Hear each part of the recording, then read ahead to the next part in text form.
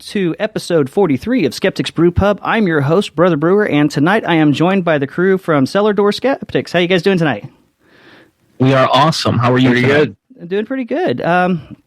So let's see. I think over in the, I know nobody else is seeing this since it's audio, but over in the back is Hannah, and then Chris Hannah and Christopher Tanner's up here towards the front. Is that? Yeah, that guy right? That's it. Awesome.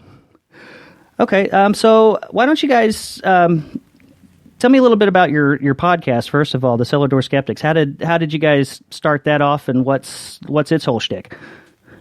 Well, so the Cellar Door Skeptics podcast started about a year and a half ago, and we started with I don't know, I think one microphone, a Rock Band microphone, and my Mac, and we were doing it in my living room. Well, ironically, we're still in my living room, but it was a different house. And we used to set up every week. And so what happened was Chris Hannah and I actually met a couple years before that. And I worked for a decriminalized GR. I met some people, tried to find religion again, got rid of religion, became an out atheist. And then I went like full on in, like just aggressively in. So I volunteered for Dogma Debate for quite a while. And then I decided I want to do something local. So I hooked up with a local atheist group called Michigan Atheists out on the east side of the state. And the lady that ran that, Arlene, sweetest old lady in the world, she sent me Hannah's contact information. At the same time, I started working for a defunct video Google Hangout type debate show called Atheist Analysis. And that's we were trying to build this into like the next big thing, right? Which obviously it didn't happen because we are on a different show. But Hannah, we needed a writer, and Hannah was a writer. He had his own blog, everything like that. And so we hooked up and started hanging out, and he started writing blogs for Atheist Analysis. And I worked on the show. He wrote the blogs.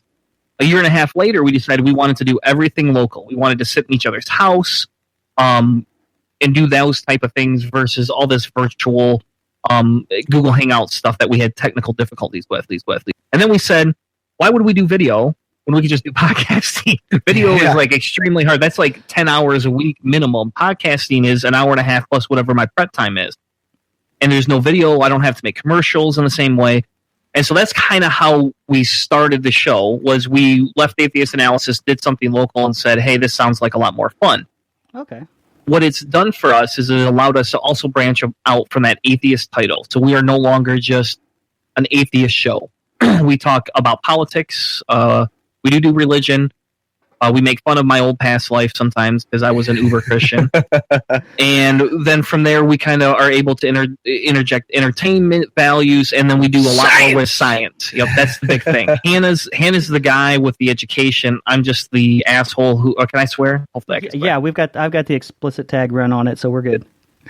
All right, I always forget to ask that. But I'm the guy that yells and rants, and then Hannah kind of reins me in and brings all the science to the show. Oh, okay. Definitely. All right. So Hannah, what's your story? How did you? Well, we heard how you guys met up, kind of on his end, but how did you get involved with it? How long have you been in the skeptical movement, the atheist movement?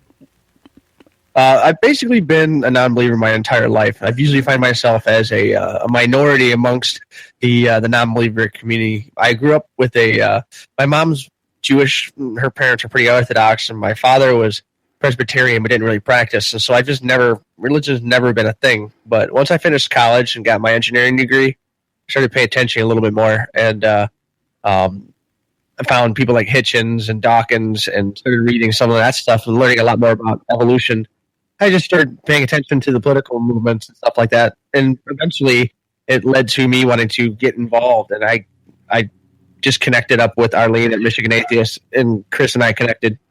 So what I wanted to do originally was do some basic blog work and try to just grow something that way. But in the end, it ended up coming down to being involved in the Atheist Analysis show that Chris and I connected with, basically. And we both decided, after dealing with some of the stuff that, we didn't really want to be part of, and problems with disagreements and stuff like that, that we wanted to make this back down to the grassroots. So like, we're both really interested in political movements and freedom and getting people equality and stuff. And so we felt like we were pigeonholed having just one topic, just always talking religion. This would give us a little more freedom. And I personally didn't grow up in religion, so a lot of this stuff I never really thought was that big of a deal to me, because I was like, yeah, everybody can do whatever they want. So I've always been more of a science. I want to educate people. And I find with Chris's background and then all the religious stuff that he can be, something I lean on when I need that. And I can help him with, Newtonian mechanics and stuff like that. Oh, okay. Now, Tanner, what specific flavor of Christianity did you come out of? I mean, were you coming out of Southern Baptists or? It's a mix of straight white people Baptists mixed with a little bit of Southern Baptists mixed with undenominational. So my family is very overarching. We'll just put it that way. My parents technically identify as Baptists. They are not as hardcore as we were when we were kids. My uncle on my mother's side is Mennonite. Oh, wow. And so I had a lot of Mennonite influence from that side of the family. And then the beard came from? Huh? That where the beard came from? No, that's not where the beard came from, smart ass. But the other side of my family, on my dad's side, they were Baptist. They're just creationists. They were a lot more liberal. I have one aunt that's actually a Democrat, flat out Democrat, and basically, if miracles in her world didn't work, she actually wouldn't even be a Christian anymore. So it was a huge mix. But the Mennonite side and the conservative Baptist side were what I was ingrained in. I mean, I'm the creationist, guy. I didn't even know that men had, one less rib, right? We put that on the show because I actually believed that for 15 years of my life. Wow. I actually for me though, I grew up in Pentecostal. Oh wow. Yeah, not the whole the women always have to wear the long hair and the skirts brand of Pentecostalism. It was more along the lines of the closer to the Assembly of God's type. It's like girls would wear skirts to church, but they could wear pants any other time. TV was okay, but I've noticed that, especially since first of all, since I left being a part of their church, and then later on when I became an atheist, that my family actually has gotten more religious in kind of a, it's kind of like a backlash, I guess, and they've really dug their heels in. They're chasing you down the middle of the street kind of stuff? Oh, we haven't got that far yet. But I have noticed that we've had some conversations, and there would be the jabs, like the Pascal's wager kind of thing would come out.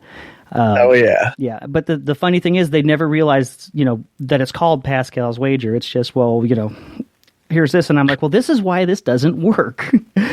Yeah, and that's actually funny too, because we have I have the same dynamic in my family. Nobody ever the apologetics was not aggressively there until I came out and started challenging everybody.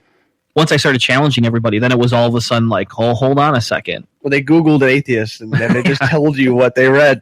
Oh, literally, like I had my uncle used to have Facebook chats with me. He's defriended me 6 times in the last 4 years, and he has blocked me 3 times. So I've been defriended about 6 times and blocked 3 times from just him. And that's because he would message me and argue with me over and over and over again. But when that was the first thing he did, he went and found Richard Dawkins and said, hey, I bet you like this guy. Oh, and by the way, he's not even a 7 on the atheist scale. How do you even fit into this? And it's like, well, hold on. I don't even know what you're talking about, man. I've only been out for like 6 months. I have no clue what you're talking about. Yeah, it can definitely be interesting if you're trying to kind of, I guess, make a common ground between your religious family and your own atheist beliefs. So I know that for me it's been, well, it's part of the reason I've got this podcast is so I can vent, and just kind of go off on different things without really having to worry about any backlash. Plus it gives my wife a break because she gets tired of hearing me too. No, but with the Cellar Door Skeptics, what kind of shows have you done? I know that I listened to the Team Tiny Dancer anniversary, and that was a pretty rough one. I think I started following that when Jeremiah was on No Religion Required, when they got the word that the MRI came back clean. And everybody was hopeful. That's kind of where I picked up the story. and then her going downhill from there, and that just broke my heart. I mean, yeah, the positive and unpositive side of this, like there's always silver lining. I'm actually a pretty close friend of Jeremiah's personally. Not to say that that's why he came on the show. Not that we're pop thing, but that's not why he joined the show. But we live in the same general vicinity. We do. So and Grand Rapids is a good town. Yeah. And so for me, some of the episodes we do, some of them are a lot more disheartening, such as that one. The whole goal of that was to try and provide hope, to allow people to see what happens to others after you go through the loss. I mean, you've got a couple of children. I've got some children. I don't even know how to comprehend some of these things that he's had to go through. I went to his house.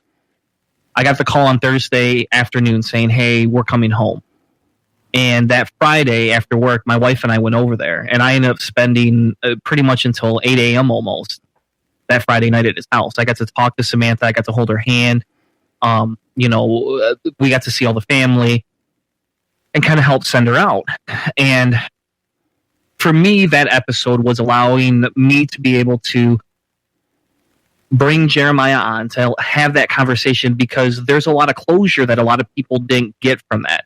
If you didn't go to the funeral, if you've been following online, it's really hard. And he's had a harder time talking about it, not because he doesn't want to, but because, again, it's a very personal thing.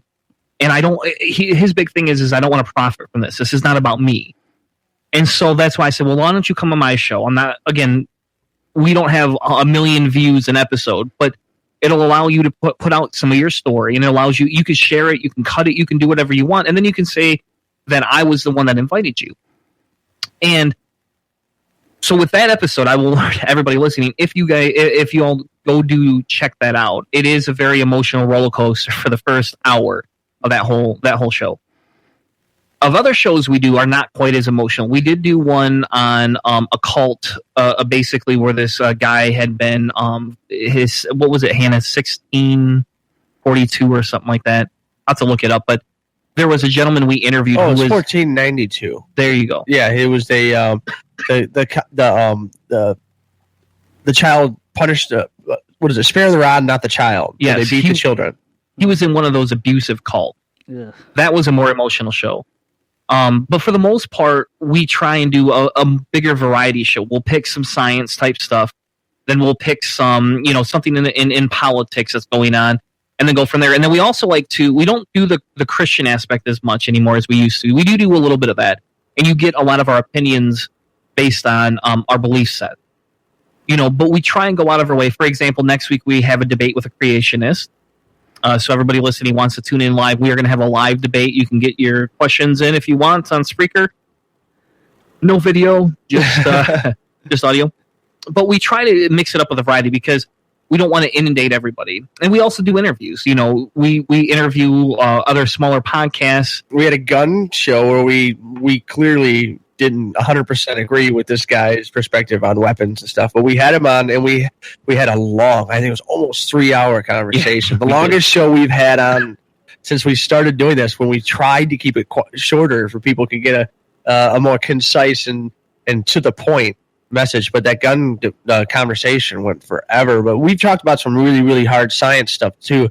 One of my favorite things we've done is things from basic computer science and evolution and stuff like that too. So, I mean, we get in some pretty science stuff as well as the politics and emotional stuff here. Okay. Well, what kind of science stuff have you guys covered? I mean, we've actually done evolution. We've talked a little bit about time travel. So, that's my favorite. Yeah, personally. Talking about things like relativity and how the quantum theory really works at the basic level, quantum computing.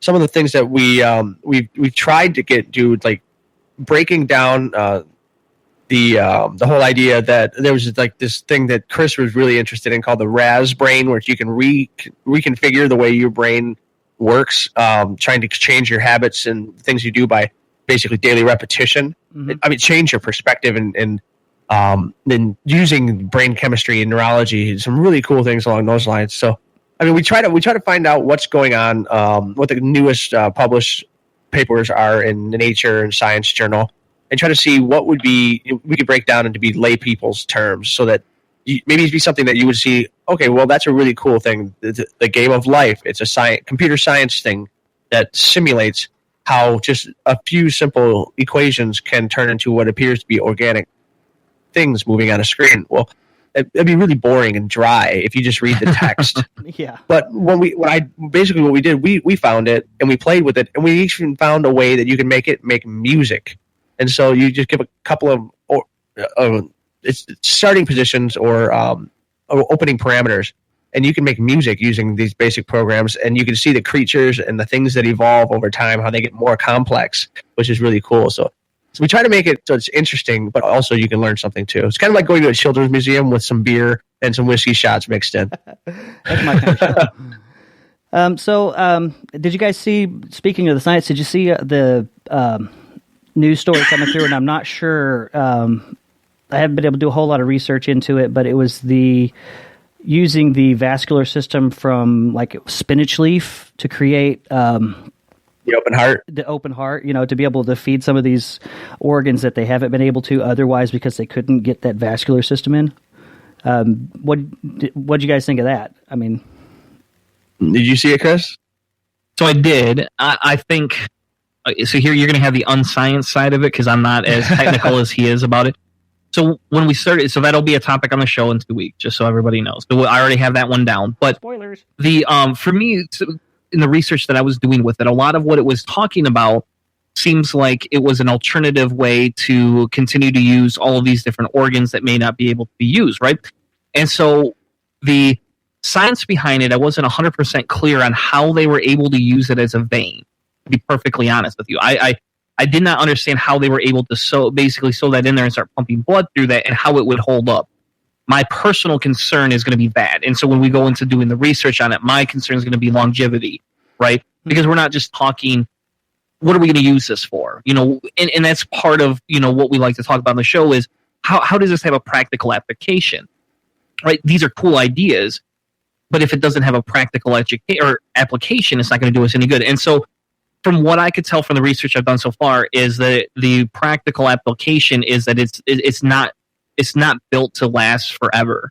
Well, yeah, that's what it seems from what I could tell. Right. It's really early on stuff. All I know is that they're using, like what you said, the vascular system to transport. So plants they have their own circulatory system. And what they're trying to do is just to see if they can use plant-based circulatory systems to either replace broken ones or create new channels to essentially make things better or create new organs and use them as tissue. And that's all I've really known so far. And I've seen some videos where they show actually carrying blood through tissues using that are made from.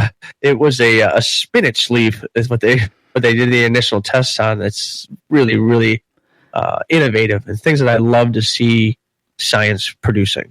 Yeah, I mean, to me, it seems like on one hand, it sounds like it'd be a good idea if you're trying to get the body's vascular system established, but it's not, it's not completely there yet, and so you can use this in the meantime to make sure that to make sure that everything gets a chance to work on its own. It kind of works as a standby, almost.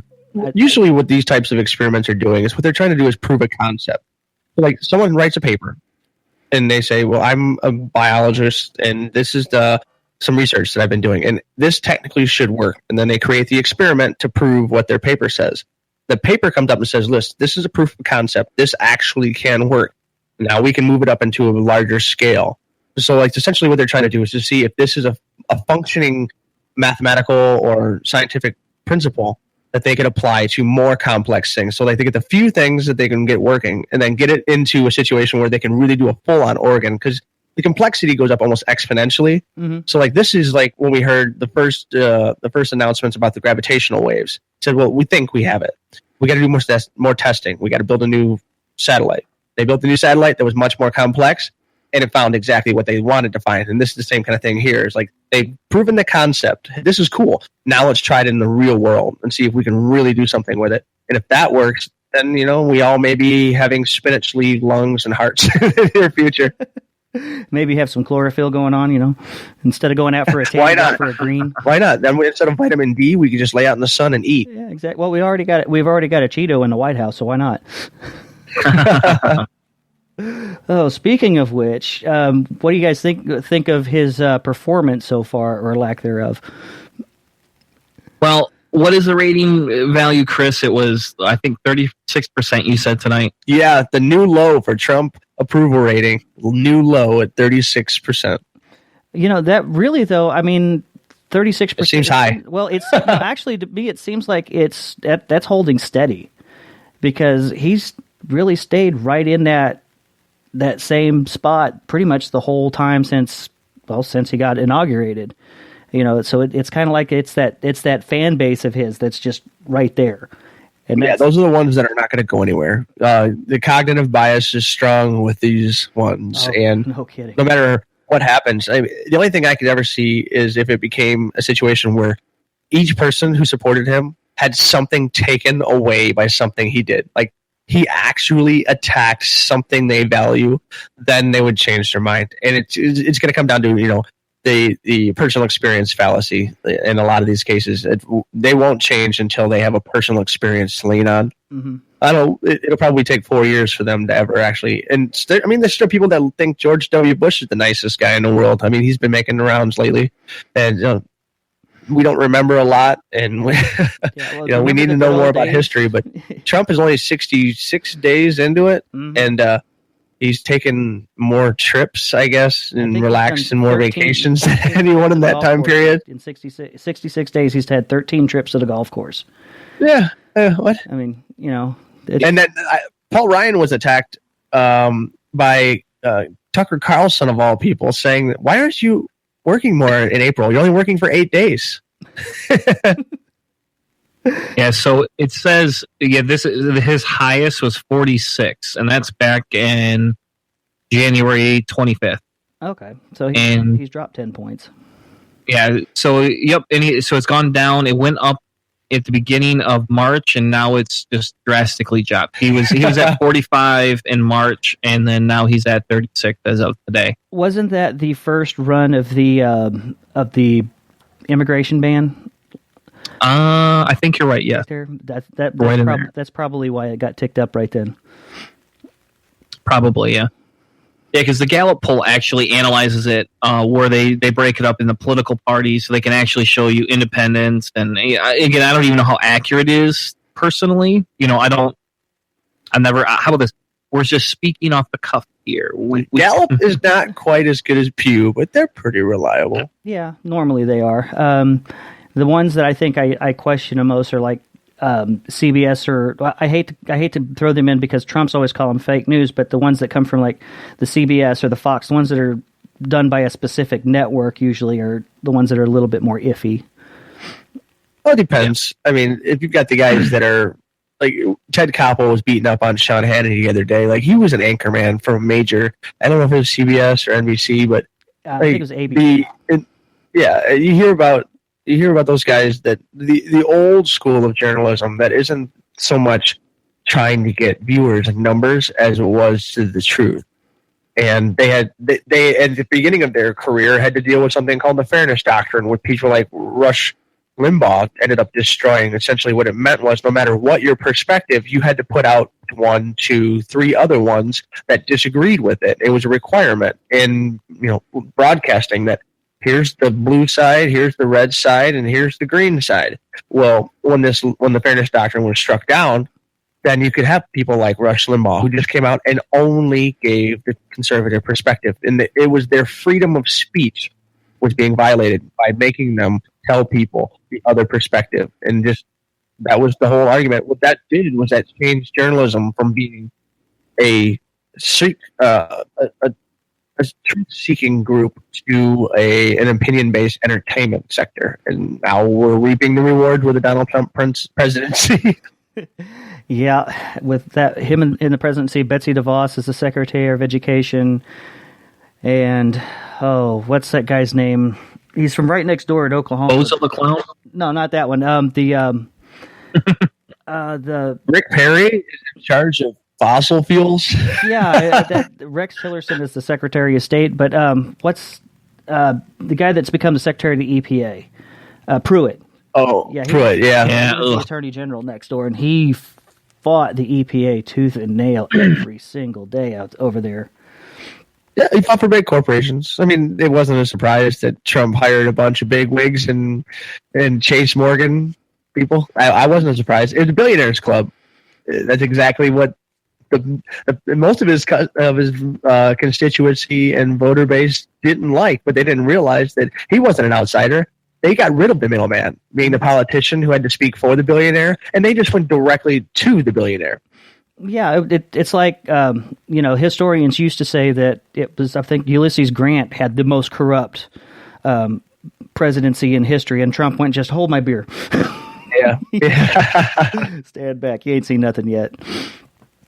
And what really we'll find out. Yeah, what really kills me is here in my neck of the woods, out here at Walmart Mecca. I mean, it's a little bit more sane here, but if you leave the urban, everybody is just all over that Trump is just the greatest thing since whenever, that he's doing a great job. It really kills me.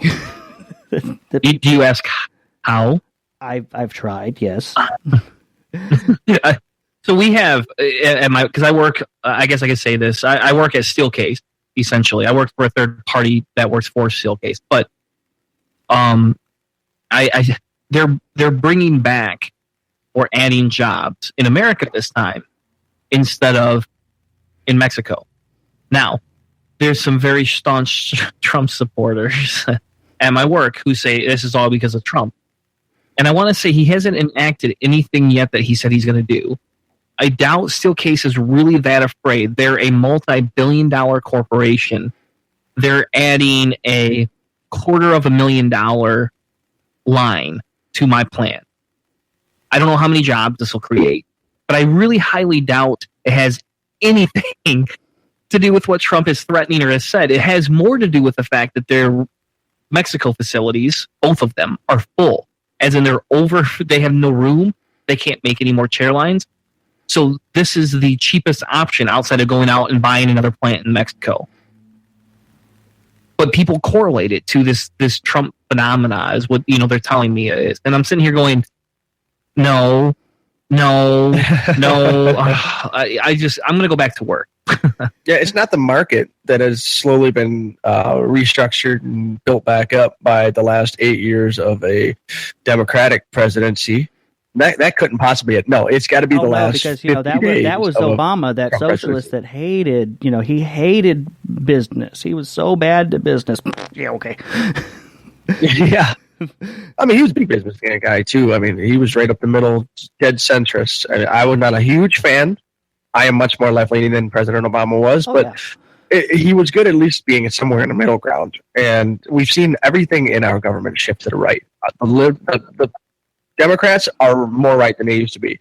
The conservatives they're so right it hurts. There is no true left representation besides a few people in the government these days. And so, I mean, but even what Obama did wasn't incredibly destructive to the economy, like everyone says it is. We've had slow growth, but look, the Dow just hit 20,000. You don't think Trump did that in 30 days, 50 days? There's no way. He hasn't done anything yet, like we said. So, yeah. I mean, the Dow hitting 20,000, that's all on Obama there. Yeah, and even with it being slow growth, at least it was growth. It's not like we were moving backwards, which a lot of people will try to tell you that we did, which that blows my mind whenever I hear that argument. Well, the economy is horrible since then. Well, look at the Dow, look at how well things have been gone since then. Well, that hasn't affected me. Well, and why? That's the question you asked, is why hasn't that helped you? Well, because the economy is set up for people. The economy is great for people who have a lot of money right now. You have a lot of money? Okay. No. Yeah. I know. You're working more than your productivity has gone up. Yeah. We're more productive than we ever have been.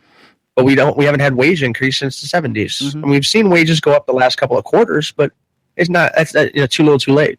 Yeah, I mean, the minimum wage right now is in the exact same spot it was, when I first entered the workforce. I mean, it has not moved in 25, 30 years. Yeah. And so, but yeah, it's been interesting. Now, another thing I wanted to ask, I've noticed that you've got, on your shows, you sometimes have the debate series, like you were talking about the creationist debate coming up. What are some other ones you guys have done? Well, we did the one with Chris so far. Yeah, technically speaking, that's I think that's our only actual debate we've done on the show. Yeah. Isn't it? Now, I've done other debates before. I was involved in a abortion debate with my old co-host. I know. I got a lot of flack in the atheist community. Guys debating abortion. Yeah, I got a lot of flack for it. Well, don't feel bad. I did it too. And so you learn. We all learn from our mistakes, I guess. And I also did a debate with, I think he was Lutheran, wasn't he? I think he was a Lutheran. I debated the existence of God, the Christian God, and I took the positive. And I actually I got to go through and re-edit that. I have that episode. I just got to go re-edit it that was when I didn't have as nice of a mic, so I have to go re-edit it to make it sound better. I'm actually going to release that one closer to my birthday. That'll be kind of like a special edition we'll do. We also have another debate planned on morality that'll be coming up here in about 2 or 3 months. So we try and get debates in, but a lot of people don't like to debate us. We were going to debate Jeremiah on Trump.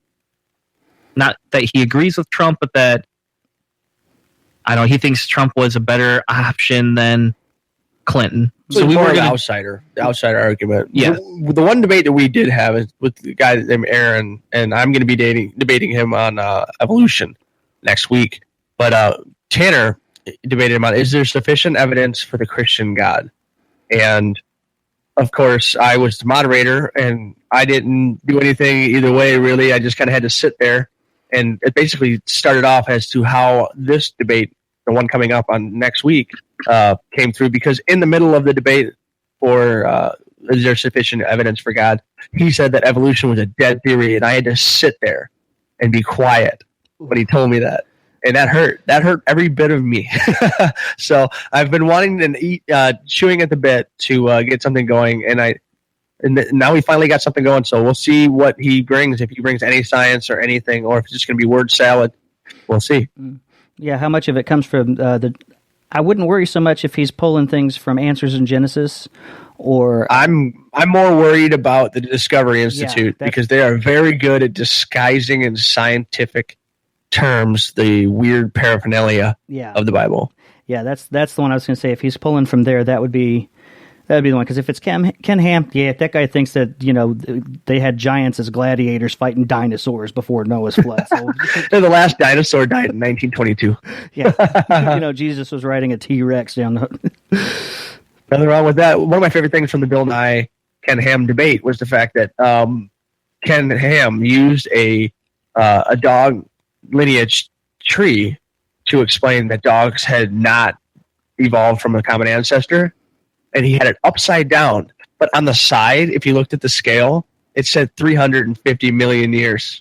Mm-hmm. And so he didn't even look at the visual graphics that he had. He saw the image and he thought that was what he wanted, and so he used it, not even reading what he had. So I'm assuming there are going to be similar issues when it comes to just a general misunderstanding of a lot of important things in science. So that's what's going to be, is me basically fighting for the foundation, the fundamentals of what evolution really is. Yeah, and I think that's probably the hardest thing for people, is that they don't understand it. It's hard to grasp some of it. Like, I had a conversation with a coworker of mine, and she said that she didn't believe in evolution, and I said, well, when you look at it, I mean, all of this happening over millions of years, it does make sense. And she just says, well, it's too complicated for me to understand, so I'll just stick with the Bible.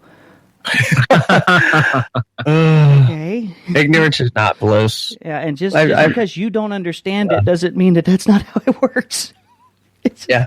Do you understand quantum physics? No. Okay. Well, that doesn't mean that doesn't exist. Yeah. I mean, why?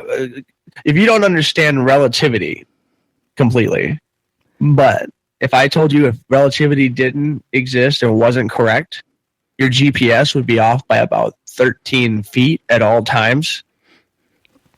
Maybe even more, 30 feet, 100 feet. That make a big difference when it says turn at this street in the middle of a bridge. Yeah, and if gravitational theory was just a theory, we'd be in real trouble. Yeah. I'd be able to leap a single building or a tall building in a single bound, right? Because we all lived on Krypton. That'd be awesome. Are you kidding? Oh, speaking of that, have you guys seen any of the new superhero movies that came out yet? Anything? I've got a 1.5-year-old and I work 80 hours a week. I do no fun. he is absolutely no fun. Oh. Well, I watch pretty much all of them. I'm not as, for example, if it comes out in the theater, that's not me. But I am the guy. We'll watch it.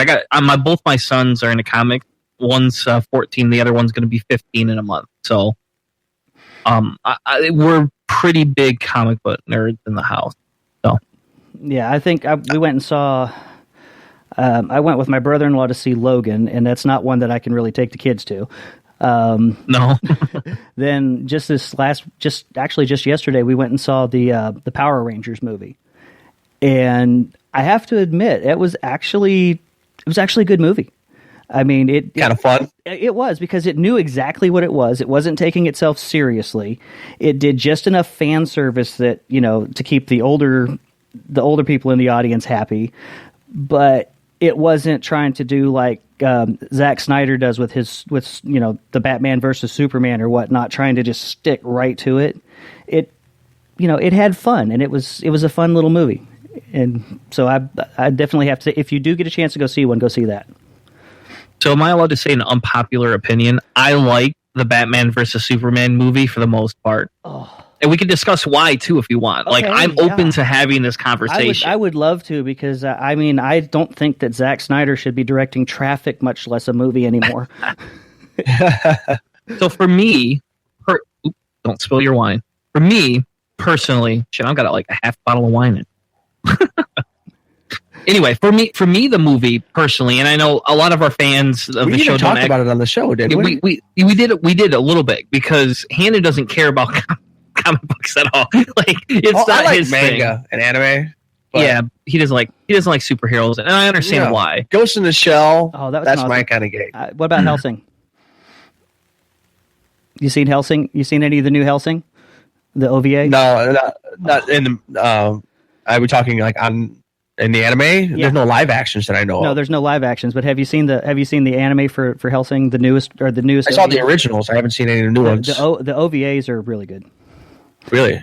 Mm-hmm. Well, we'll have to check that out. I don't know. I pretty much have not dug through a lot of new stuff. Once it comes through Netflix or something, that's usually the limit to where I go. Okay. Yeah, he's cheap. So what was it that you liked about Batman versus Superman? So what I liked was how they presented the storyline. Now, I'll be honest, I don't like Ben Affleck at all. So that's a deterrent for me as an individual. But I can't dismiss the whole movie just because of him. I just kind of pretend Christian Bale's in there, and I don't like the outfit too either. But for me, the big thing in the movie was that it felt more like an actual comic book. Like, if you were to take a comic book and sit down and read a comic book, right? Mm-hmm. You're not going to get 20 paragraphs inside of a small little frame. You're going to get several action sequences. You're going to get some hot button. You're going to get 2 or 3 lines of dialogue. They're going to tell you a story in a different manner. I personally felt that movie told that story differently. Now, I will admit the beginning was a little iffy for me. I didn't because I never saw the other Superman movie, so I had no clue what the fuck was going on personally. But once we got into the movie and I got into it, I felt that it felt specifically like a comic book. That everything that was happening was being told as a comic book. The difference was we're seeing it on one large screen, and we're being forced to consume it in one sitting whereas I could pick a comic book up, a graphic novel, and read it over a weekend if I want, Mm-hmm. And I'll be honest, I don't sit down and read a graphic novel in one day. Like, I don't have the time for that either. So this was, to me, the movie forced you to have that comic book feel, but allowed it to still explore the artistic value of a movie. Okay. Yeah, that makes some good sense. For me, the things that I found most offensive, and my wife almost made me turn it off at one point because I was screaming at the television. I was just getting too. I was like I was watching a Razorback football game. It was just. It was crazy, but the plot lines to me, they just seemed like it was trying to go in too many directions that it couldn't maintain a focus. For one, and that really bothered me. I guess I am a purist in a sense that, I expect Lex Luthor to be presented a certain way. Fair enough. And it seemed like, what's the kid's name? His version. It was like he was trying to play Jim Carrey's Riddler as Lex Luthor. Yep. And that really bothered me. And the Caviezel Superman, because for me, Superman, and I talked about it with Uber 47 on his show last week, he's a Boy Scout. He always has been. He is, unlike a lot of superheroes that they have their alter ego that, they go out with their secret identity and that's who they pretend to be. But they really are like Bruce Wayne is really Batman, but he pretends to be Bruce Wayne and pretends to be this billionaire playboy. With Superman, it's the opposite. He's that small town farm boy. And when he puts on the cape, that's his persona. He's acting out a role. And it feels like that Henry Cavill's Superman just isn't doing that. It doesn't resonate there for me on that. And there were I would agree with you on that one. And it's just other little things, and most of them were cinematic. Like, it spent, I think, too much time trying to apologize for Man of Steel. Because one of the big critiques that they had of Man of Steel was not just the property damage, but the people that would have been killed during all of these whole fight scenes. Like, we're talking thousands of people would have just been wiped out. And they took great pains every fight scene to either have Anderson Cooper or somebody else come on and say, well, this is an abandoned part of town, and so there's nobody there, nobody's getting hurt. It's okay, guys. this time we're doing it right. Nobody's getting hurt.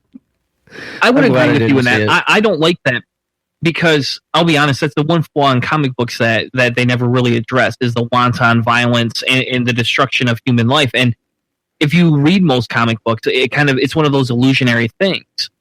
And the funny thing is Civil War kind of addresses that. I don't know if you have read any of the Civil War graphic novels at all. I've gotten into it a little bit. And so they actually talk about this a little bit, towards the end of Civil War. But it's just more recent that comic books are picking up on this.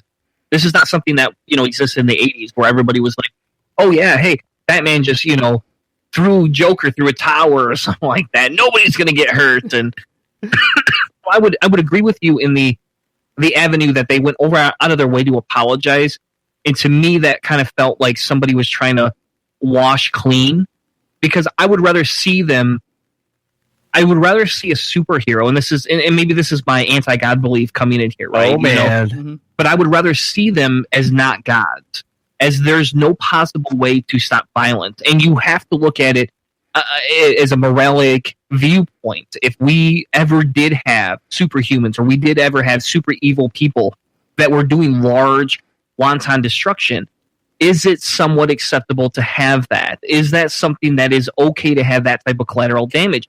And that's actually what we kind of got into a little bit when we did it on the show, was we talked about the moralistic side of that, because comic books have avoided that for years, and now it's something that has to be addressed. And you can't have comic book movies. I can't go to the theater as a 35-year-old and watch a comic book movie and just think, whatever, wanting violence. The first thing I think of is, what the hell? How many damn people have died? But it's kind of like that Red State movie. By what's his name, Michael Moore. I hate it, or not Michael Moore. I don't know who made that movie. What's the guy that does Jay and Silent Bob? Okay, Kevin Smith. Kevin Smith. Yeah, Red State. If you haven't seen it and you are triggered in any way, shape, or form by your religious past, don't watch it. I shut it off halfway through. I was crying. I was freaking out. I was having panic attacks because, that movie was the realistic side of what happens if you have crazy religious people that are going to an extreme with violence and gun. And you look at all these poor children in the crosshairs, and I'm sitting here thinking, fuck, that could have been me. Fuck, that could have been, my children. If I hadn't done this and this and this, I could have been involved in something like this. Now, I'm not saying my upbringing was a cult. I don't want anyone to think that, because it wasn't like that. My life was not ready.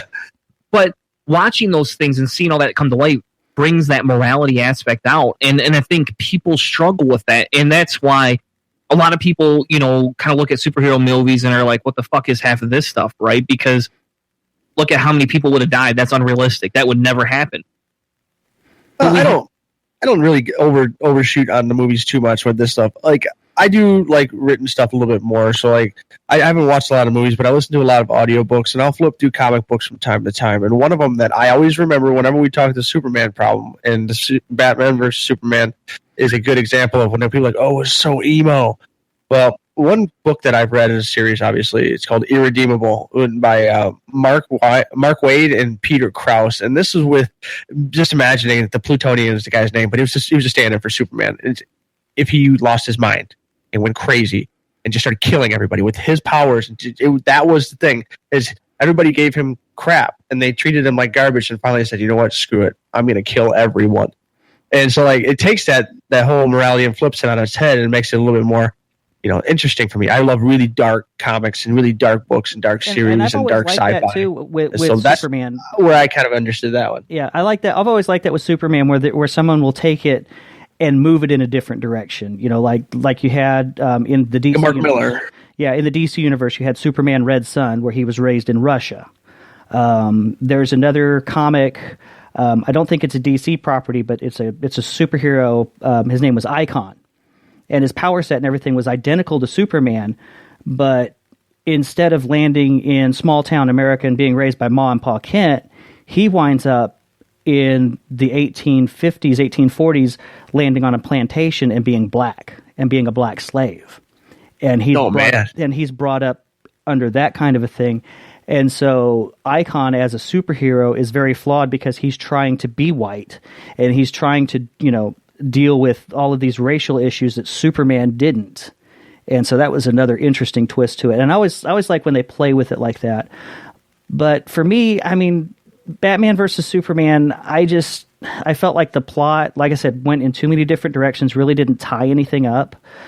Some of the things that seemed to be done for convenience more than anything else. And Zack Snyder kept reaching out and grabbing into the lore that was so abstract that nobody really knew what was going on if you're not a diehard Superman or Batman fan. You just had no idea on some of this stuff. Well, remember when we didn't? Nope, I have no clue. We didn't see that. That was a different movie we're watching, I guess. I don't know. But, I mean, it just seemed like it was... It's Hollywood.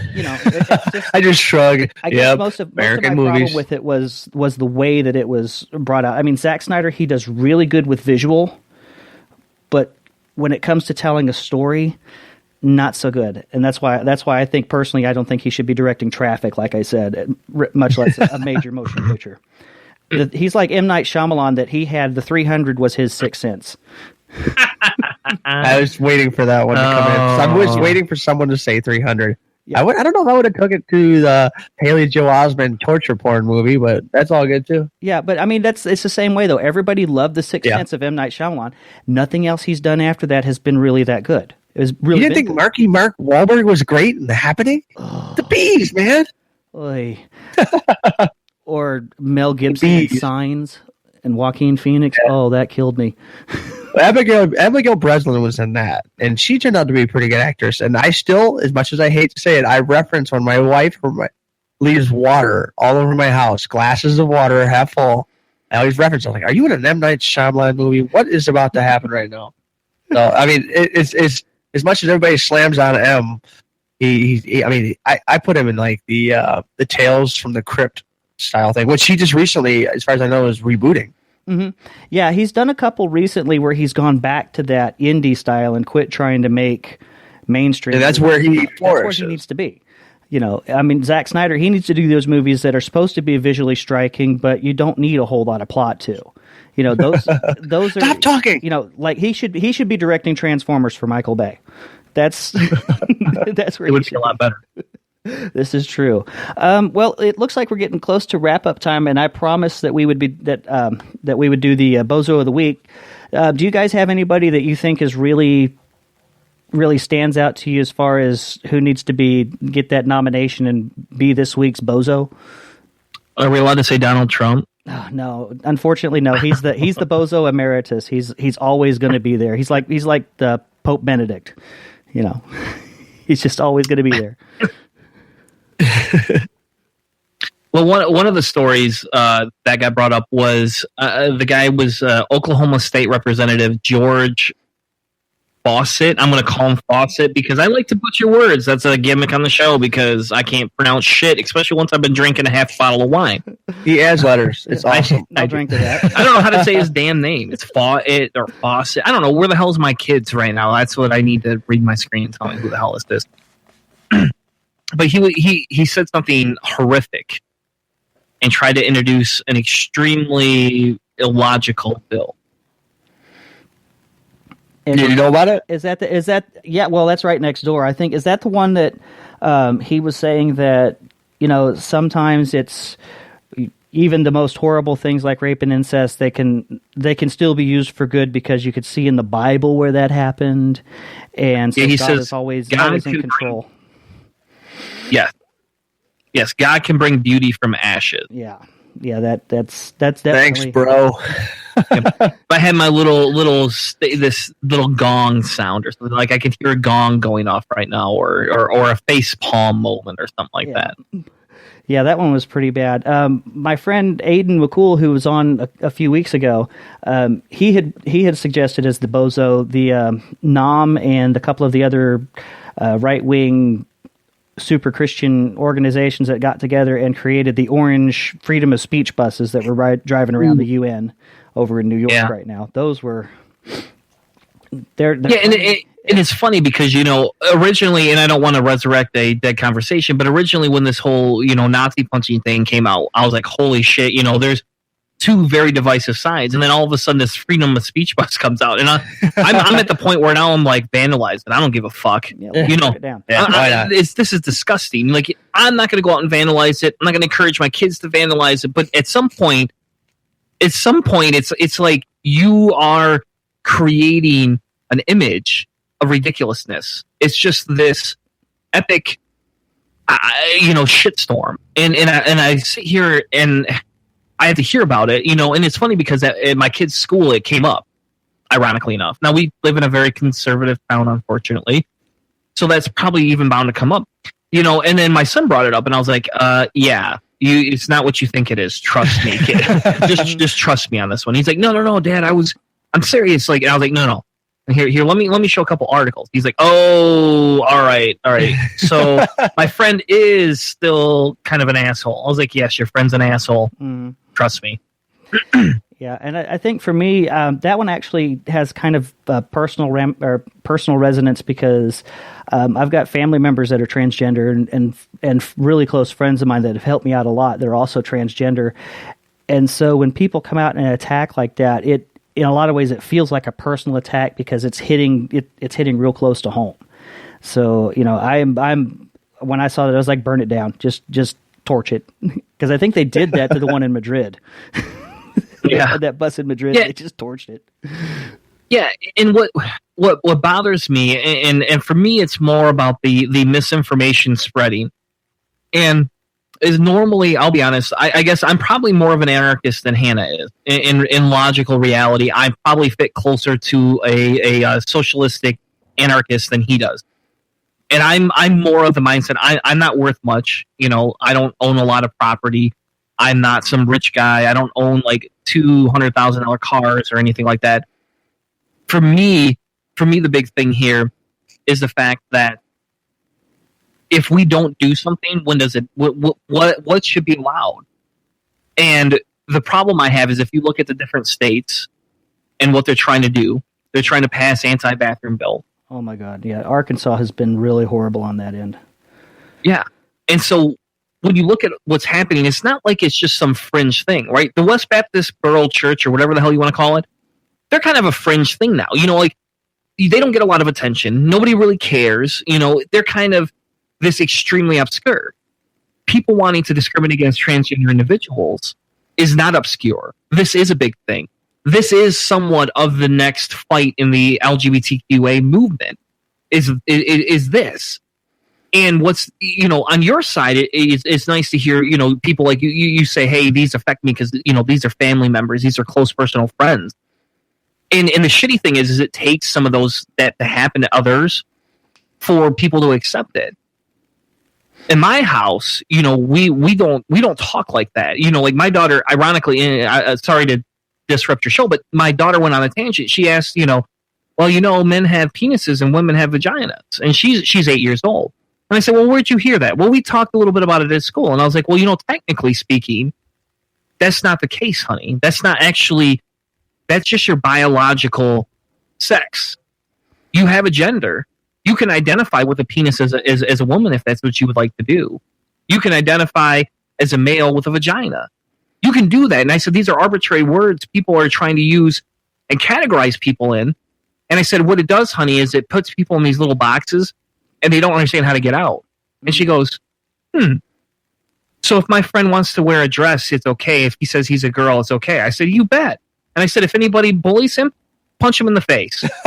And my wife's sitting in the background going, no. And then we got in an argument over it. But, that's the difference between her and me. I'm going to punch. She's not. Yeah. But, I don't know what else to tell the kid. To me, I would punch him. That's just how I would react. Yeah, I think my son, as gentle as he is, I've seen him go native on somebody a couple of times. So, yeah, I know he would. I don't know. Arkansas, actually, we made the national news today, I think, because there's 3 bills in particular that are floating through committee. One of them is a bathroom bill. One of them they're calling the bathroom bill light, which, and it really, it says that it changes the indecent exposure law.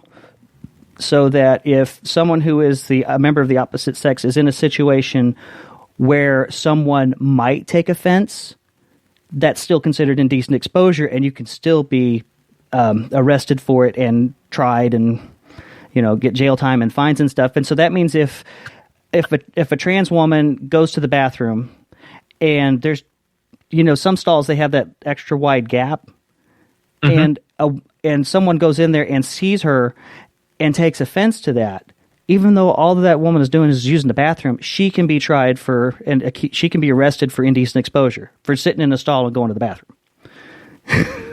And that's fucking ridiculous. Yeah. You're peeping. You're violating somebody's property. If you fucking look through the gap, you're the one violating. You're the one that should go to jail. Yeah, you're the creeper. Yeah, and then the third one that they're trying to get through committee right now, because the whole biological sex thing, it has to match the sex on your birth certificate. Well, they're trying to pass another law that says once your birth certificate's written down, you can't change it. What? So basically, they're trying to make it illegal to be transgender in Arkansas. That is. It doesn't surprise me. And you know what the sad thing in this is, and it's, we have some of that in Michigan, maybe not to the bill extent. I've not really seen a bunch of bills in Michigan, but I've volunteered for LGBTQ groups for quite a long time. That was actually, even before I became an atheist, that was an advocacy thing for me, because I grew up being a homophobe. My parents, that was instilled at our church. You were a homophobe. Sorry, yeah. And so that when I came, when I first left the traditional religion and went that way, that was the first thing I felt bad about, and that's the first thing I wanted to try and rectify. So I've been involved in these groups for a long time. And the saddest thing is when you start to take donations. And the group that I volunteered for was a smaller group out of Allegan, Michigan, and anybody can look that up and you'll not know what the hell Allegan is. But it's a very rural, conservative area. And there's a lady whose daughter came out as a lesbian. She started this group and then asked me to join with her. And so we were running donation drives. We were trying to get all these different things. And we even got flack because people were like, well, we're okay if they're gay or lesbian, but we don't want transgender people coming here. And it's like, well, why? What is wrong with you people? The logic between your jump from here to here, do you not understand the science? And which is, not to bring it back to our show, but that's part of the reason we like the skeptical nature of our show, why we endorse the science, why we push the science more than almost anything else. Because for us, if you don't understand the science behind this, you're not going to buy into these things, and you're going to agree with these bills because they don't affect your life. Exactly. And that's the such as an infuriating part of some of the things that we get involved with is having to have these conversations with people over and over again. Mm-hmm. But some of me feels that as a cis white male, that this is kind of my lot, right? Like I need, I don't have to do this, but I want to do this. And I probably am more aggressively vocal about that than my atheism even nowadays, just because of the fact that I don't feel people that identify as transgender individuals should have to justify their lifestyle anymore.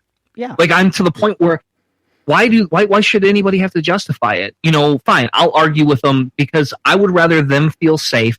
I would rather them be able to go about their lives as normal individuals and let them shit all over me for one.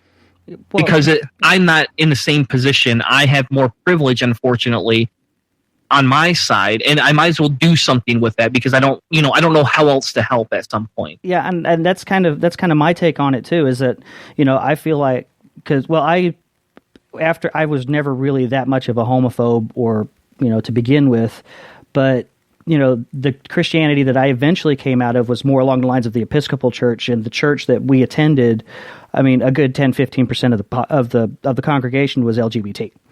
I mean, there were 2 or 3 trans women in the congregation, and they were, perfectly accepted, and it was no big deal. But so did you just skip that part of the Bible, or what? What you find? I don't know. I don't have any idea how that's even possible. A lot of the liberal denominations and more liberal Christians, progressive Christians, they look at the Bible a lot of the same way that an atheist does, in that it's a bunch of stories.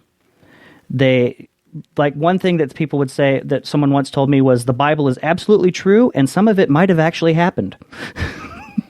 It's a collection of stories and myths like Aesop's fables or something else that you base your life, you're basing your life on the morality stories, but not necessarily the commandments. They're very big into the hippie Jesus, social justice Jesus, and they ignore especially the Old Testament stuff, but they're, it's a completely different kind of Christianity from what I grew up with, which was very much homophobic and, even racist to an extent. But, oh, yeah. But I think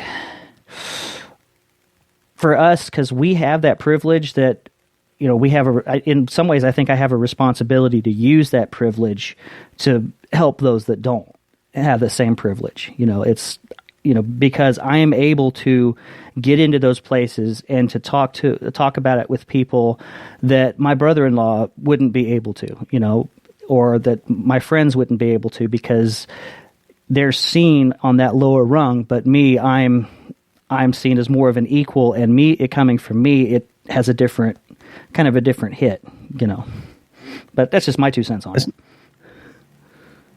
It's nice to see an even keel. I mean, growth for people everywhere. I've never had to deal with this. Is one of the reasons why I ask these questions, because I never had it. So I saw the Christianity through a Jewish lens, which doesn't even make any sense in most cases. We had Hanukkah at my house, and then we had Christmas. See, and I was always like, well, my mom doesn't think this guy is the coolest guy ever. Is you can be Jewish and be secular. You can be Jewish and an atheist. That's what I think is so cool, because I have a friend that's an atheist, but he's also Jewish. He's a Jewish convert, but he's Jewish and he's also an atheist. And because it's the first president, the first prime minister of Israel, David Ben-Gurion, was a Jewish atheist. So apparently they're culturally Jewish, so that they do the traditions as like a family thing. So it'd be more like Thanksgiving than it would be any religious holiday. Yeah, but you don't see that in Christianity. You couldn't be an atheist Christian. I think the closest I came, when I was running the Atheist Analysis blog, I had a girl write a story for me. She said she was a Christian atheist, and people screamed and yelled at me from the ceiling to the floor. But I was just giving her room to write her story and make her perspective. I think the closest that I got before I became an out-and-out atheist was I was a Christian mythicist. Ooh. Oh, Yeah, I actually got into a debate one year with an atheist about the existence of the historicity of Jesus, with me taking the position that he didn't exist and the atheist telling me that he did. So that was rather interesting. But I do have one more bozo. What was the guy's name that we had that was a historian about Christianity? Remember his name, Chris? the guy that came out. We had Richard Yeah. Carrier and David Fitzgerald on the show at one point. And we had David Fitzgerald debated a friend of the show. Basically the other co-host I had was friends with this guy named Max Mills, who is the most liberal Christian you'd ever meet in your life. Like, he supports almost everything we support, but he justifies it through the lens of God exists and the resurrection is real, and that's why I believe. And he had a personal experience. In the long run of things, that's what it came down to. But he did. I didn't know that he thought a lot of the Old Testament was hyperbole or anything like this. And all of a sudden, we get this guy on and he's debating him, and it's like, holy crap! Like, ooh, this wasn't a good matchup for debate because they agreed on at least 50%. And that's what's fun. I think Dan Barker said that trying to debate a liberal Christian was a lot like trying to nail Jell-O to a wall. Yeah. Because their idea of God is so fluid. It's just able to move and change. Whereas a fundamental. We met Dan Barker at the Michigan Atheist Yeah, we did. convention. He was telling dad jokes like nobody's business. It was so much fun. Yeah, well, I was going to get to that last one, but I think we've actually run right at the end of the time here, so I'm going to have to close it up here. Thank you guys so much for coming on. Where can people find the Cellar Door Skeptics? How can they get a hold of you? The easiest way to get a hold of us is through our Facebook.com/Cellar Door Skeptics. You can send us an email as well if you would like, cellardoorskeptics@gmail.com. I check the email on a daily basis. So you can send us an email as well there. The best way to find us is we are on Spreaker as well as you are. So you can find us right on Spreaker, and you can subscribe on Spreaker. And what that'll do is allow you to have automatic downloads. It'll allow you, or not automatic downloads, I'm sorry, automatic live show notices. Or you can find us right on iTunes, and that'll give you automatic downloads. We're on Google Play, Stitcher. We have a Patreon account for if you want to contribute to the show, so Hannah gets a better mic. And we also donate a portion of all of our proceeds to charity. So we pick a charity last year. I think it was it was a cancer one. I feel bad because I can't remember the name of it now. From the Atheist Nomad Cancer Drive. Dustin had a show we were on, and we ended up donating all our Patreon funds that we had for the whole year to that show for his drive. So we don't do this to make a profit, but that's the best way to get a hold of us. You can find us on Twitter as well at Cellar Door Skep, because it won't let me say skeptics. All right, guys. Well, thanks a lot again for coming on. It was great talking to you. And when's your next show going to hit? We have a show that will be airing tomorrow. It will not be a live show. We did a pre-record this week. So tomorrow, Tuesdays, 9 p.m. Eastern, we go live almost every week. But otherwise, we drop it live, Tuesday at 9 p.m. And we're going to be talking about Trump Care, Obamacare, and we have our science segment of the week is going to be called Mindfulness. And then the week after that, we will be live with an actual debate between a creationist and Chris Hanna on evolution. Oh, cool. All right. Well, thanks a lot again, guys, for coming on. I really appreciate it. And I guess we'll see you around the corner. Sounds great. Cool. Thank you so much for having us on. Thank you for coming on. See you later.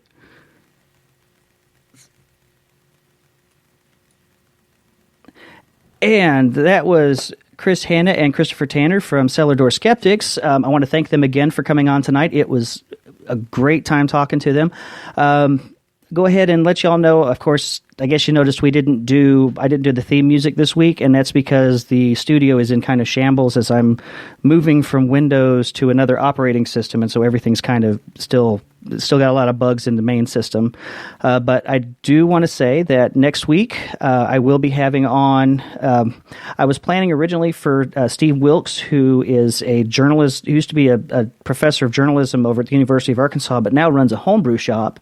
But it looks like that we are going to have a little bit of a scheduling conflict there. So more than likely, we'll finally get to that roundtable where I'm going to have the dude from Uncle, Aidan McCool, another gentleman named Jude, and I think Marissa McCool is also going to join us for that one, where we'll just be kind of talking about transgender issues. A lot of it be focusing on the trans masculine side of it, because I think that's something that doesn't get a whole lot of press. It's like the trans female, or the trans feminine gets a little bit more press because it's more obvious and out there. But trans male do also have a lot of things happening. I kind of wanted to get their stories out there. If you want to support the show, you can find it at patreon.com/Skeptics Brew Pub, and there you can become a member of the irreligious order, the Order of St. Hitchens, or the Oh Shit. So you can go ahead and support the show and become an irreligious monk there. You can also get a hold of us for fan mail, hate mail, death threats, whatever, at Brother Brewer at skepticsbrewpub.com, or Twitter at brother_brewer. You can also find us on Facebook. It's facebook.com/beer and blasphemy. I am Brother Brewer. We'll see you next week. Remember, believe nothing that you hear, half of what you see, and never have a serious conversation without a 2-drink minimum. Good night, guys.